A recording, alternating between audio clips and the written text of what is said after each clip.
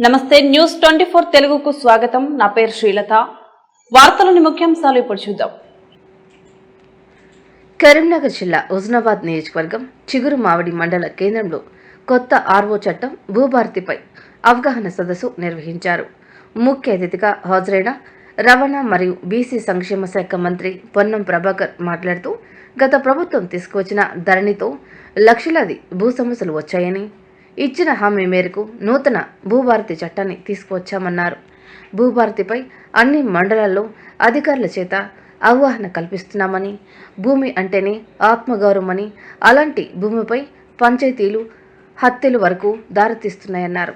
ఈ సమావేశంలో జిల్లా collector Pamela Satpathy, additional collector త్రిపుల్ Desai, Husnabad market committee chairman Tirupati Reddy, ఇతర అధికారులు, ముఖ్య నేతలు పాల్గొన్నారు। అటువంటి భూమి వివాదంలో పడి భూమికి సంబంధించిన ఆసామి రోడ్లను పడి అధికారులను పడి నాయకులను పడి తిరుగుకుంటా మనోవేదనకు గురైతున్నటువంటి సందర్భం గత ప్రభుత్వంలో ధరని తెచ్చిన తర్వాత వారసత్వం ధరంగా రావాల్సినటువంటి భూమి కావచ్చు, ఓ 10 ఎకరాల ఆసామి ఉంటే అందులో ఇక్కడ రిజర్వాయర్ కోసం కెనాల్గా పోయింటే మిగతా 9 ఎకరాలు కూడా మన కుటుంబ సభ్యుల కళ్యాణానికో లేకపోతే ఆరోగ్యానికి సంబంధించినటువంటి ఖర్చు చేసుకుందాం, ఆ భూమి అమ్ముకుందామంటే కూడా ప్రభుత్వ భూమిగా కనబడేటువంటి పరిస్థితి మనం అందరం గమనించినాం। హద్దులు లేవు। 30 ఏళ్ల కింద అమ్మిపోయినటువంటి వాడు మోక మీద మనన్నాం, పాస్బుక్లు మన దగ్గరనే, కానీ మొటేషన్ కాలేదని మళ్ళీ జరిగిన ఆసామికి ఆయన చూపెట్టినటువంటి పరిస్థితి ఒకటా రెండా కనీసం 30-40 లక్షల మంది తెలంగాణ వ్యాప్తంగా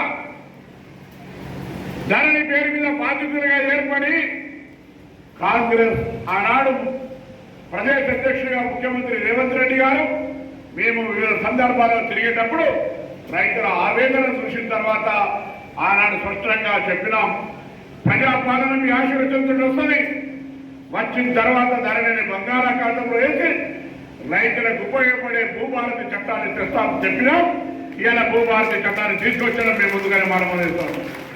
భూభారతి చట్టంలో మనకు అనేక విధానాలుగా సమస్యలు ఉన్నాయి। మనం రివిజన్ చేసుకోవాలన్నా,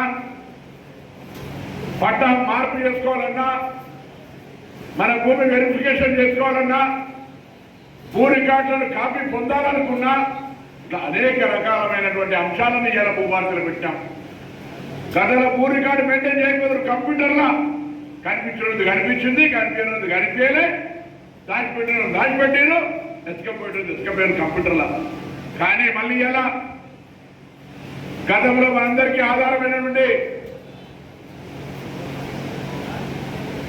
నకల్ పహానీ నకల్ మళ్ళీ మెయింటైన్ చేసే విధంగా ఎలా తీసుకొని వస్తారు, అది మంచిదా కాదు, ఒక మాట పహానీ ఉండాలా వద్దని అడుగుతారు మనందరినీ, ఉండాలా పహానీ ద్వారా మనం నేను ఒక కోడలు ఒక రైతు చెప్తా ఉన్నాడు, బాయి చూసుకోకపోతే కూడిపోద్దట, భూమి మనం చూసుకోకపోతే హద్దులు అటువంటి ఇటువంటి వచ్చి హద్దులు జరిగిపోయి భూమి మనకు కాకుండా పోతుందట।